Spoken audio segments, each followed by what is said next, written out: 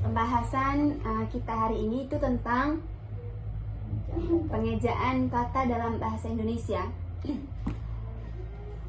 Nanti saya akan menjelaskan tentang pengertian ejaan, basic tentang fungsi ejaan, ada aspek-aspek ejaan dalam bahasa Indonesia juga. Nanti Ori tentang bahas di pengaturan huruf dan pengejaan kata. Ini tentang pemenggalan dan pemakaian huruf. Maya penulisan kata dan unsur serapan. Nanti Nana juga dapat pemakaian tanda baca. Oke, kita akan membahas pertama itu tentang pengertian ejaan.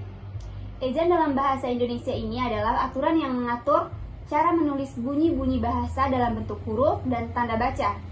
Ejaan mencakup aturan penulisan kata, kalimat, dan hubungan antar lambang-lambang tersebut. 2.2 itu fungsi ejaan. Ejaan memiliki beberapa fungsi penting dalam bahasa Indonesia, antara lain landasan pembakuan tata bahasa. Ejaan berfungsi sebagai landasan pembakuan tata bahasa agar bahasa yang digunakan semakin baku. 2. Pembakuan kosakata dan istilah.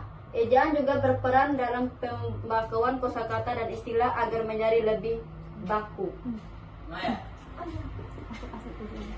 2.3 aspek-aspek ejaan dalam bahasa Indonesia. Yang pertama, pengaturan huruf. Pengaturan huruf dalam bahasa Indonesia mencakup penggunaan huruf besar dan huruf kecil. Huruf besar digunakan untuk menuliskan nama orang, nama agama, kitab suci, dan Tuhan, serta sebutan dan kata-kata ganti untuk Tuhan. Huruf kecil digunakan untuk menulis kata-kata yang tidak memiliki makna tertentu, seperti kata sifat, kata keterangan, dan sambung. Kedua, pengejaan kata. Pengertian pengejaan kata dalam bahasa Indonesia merujuk pada aturan dan pedoman yang mengatur cara menuliskan kata-kata dalam bahasa tersebut. 3. Pemenggalan kata. Pemenggalan kata dalam bahasa Indonesia mencakup penggunaan kata sambung, kata keterangan, dan kata keterangan lainnya. 4. Pemakaian huruf.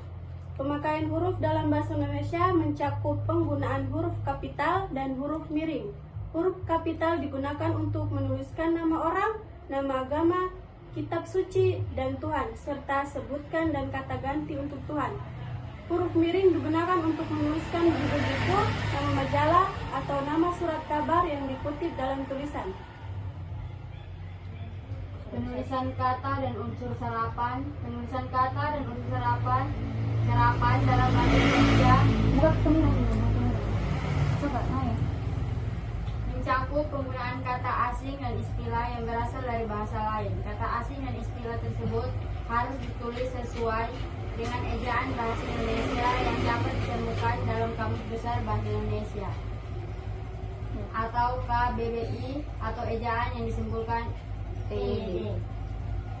Selanjutnya Nana akan membahas tentang pemakaian tanda baca.